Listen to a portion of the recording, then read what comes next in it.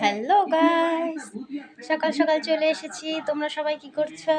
দেখো আমার ছেলে খেলছে। দেখো খেলনা কিনে রেখেছে, টিভি দেখছে, ভীষণ দুষ্টু।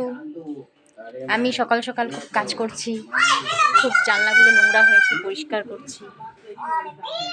তোমরা সবাই কে কি করছো? সবার ব্রেকফাস্ট হয়ে গেছে?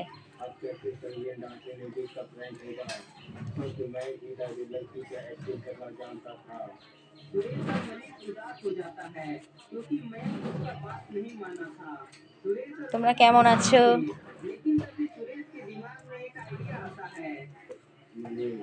আমি তো খুব ভালো আছি।